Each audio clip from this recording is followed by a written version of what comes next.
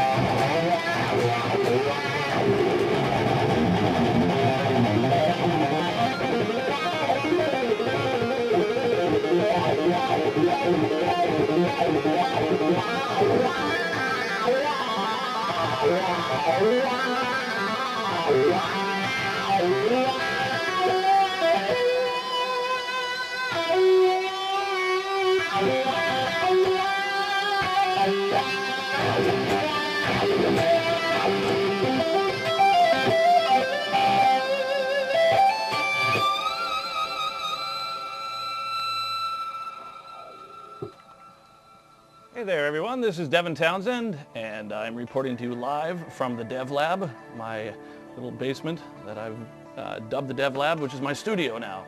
I'd like to go over a couple things with you in the next couple of minutes, specifically the rig that I'm using, the guitars, and most importantly for this particular segment, the cables and strings, using Planet Waves cables and D'Addario strings.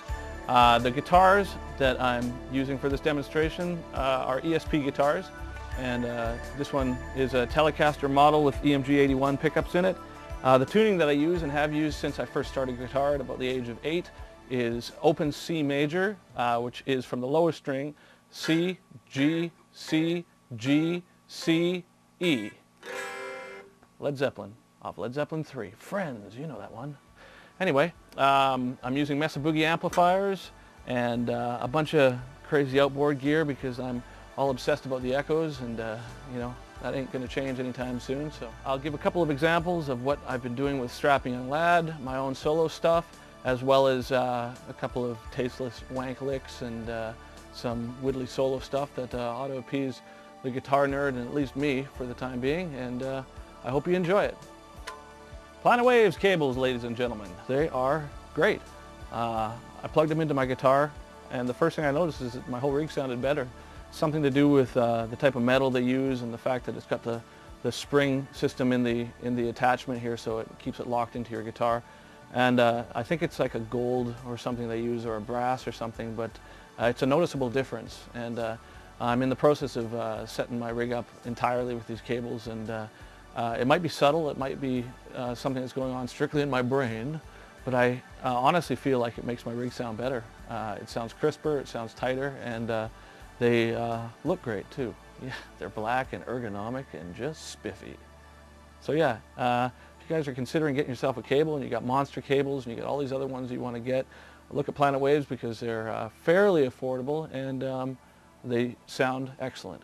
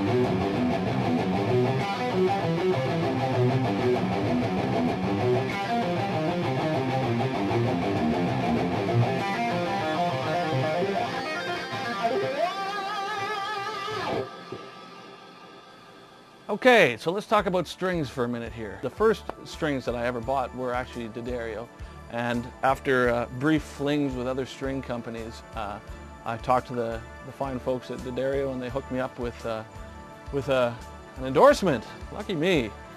And yeah, I mean, basically, there's certain things about these strings that I find really endearing. They've got a smooth quality to them that I don't find with most other strings. They don't feel inconsistent, they don't feel rough, and it's got a real kind of glassy feel to them when I first put them on the guitar. And they last a long time, and with normal playing, I mean, I do pick fairly hard, but they tend to last. And I went through a bunch of different gauges.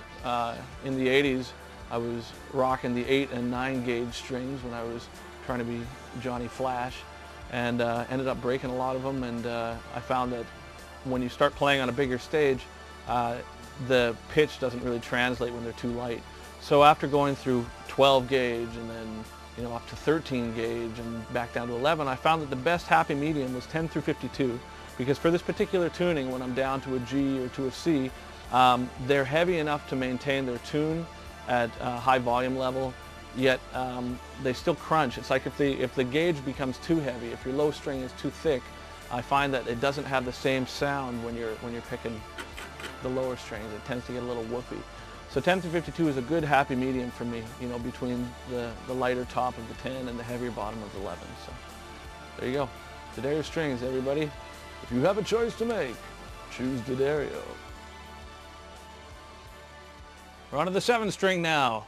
This is tuned the same with the open C there, but with a drop G. So basically it's all fifths except for the high E string.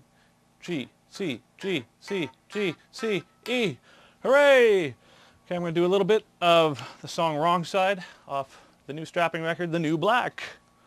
Ironically enough, a new black guitar.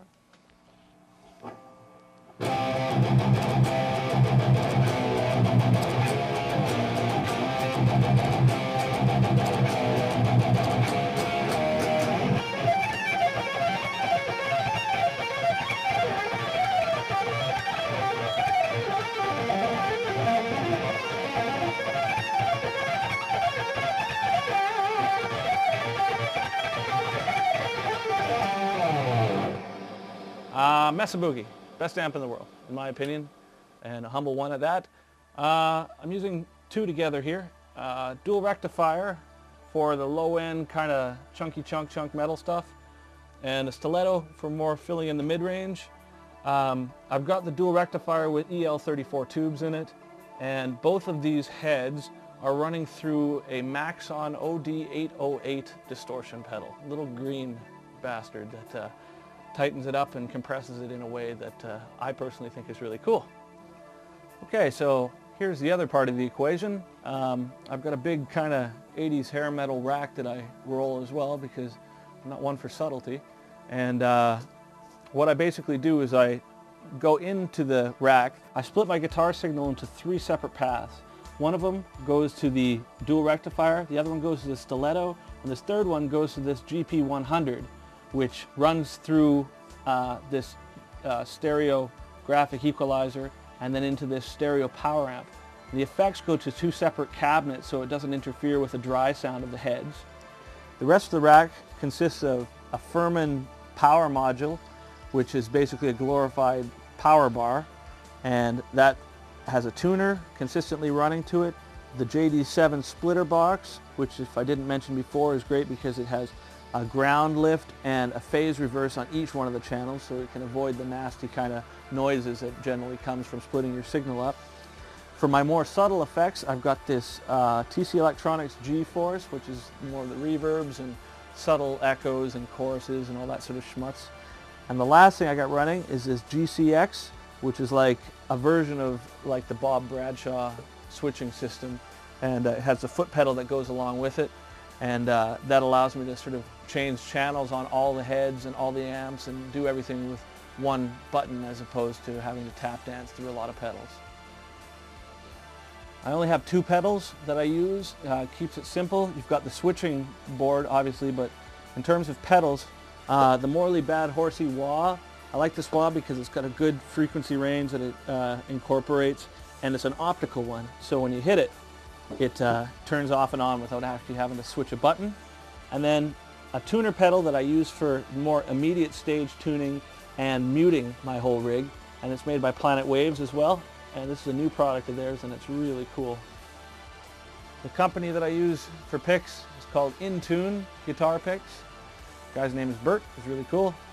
I use these big pizza slices here. Big triangular picks. You can see this. Got the white one and the black one. Oh yeah. Little yin, little yang. And they're fairly heavy. I think they're about 72.72 millimeters. About the same as the green Dunlops. But I like these big triangles because they last a long time, and you can hold it like you're sawing away at your guitar with a big old chunk of wood as opposed to a subtle little pick. Again, subtlety is not my strong suit, so bigger the better. I certainly do not profess to be the greatest guitar player in the world, God knows. I think as a musician, you should practice your technique to be as good as you need to be to facilitate whatever ideas come into your head. That being said, though, I have to admit I probably didn't get laid very much in high school because I was obsessed with playing fast. So I'm going to do a little shred section for you here, and for those of you who are better at this than I am, suck it.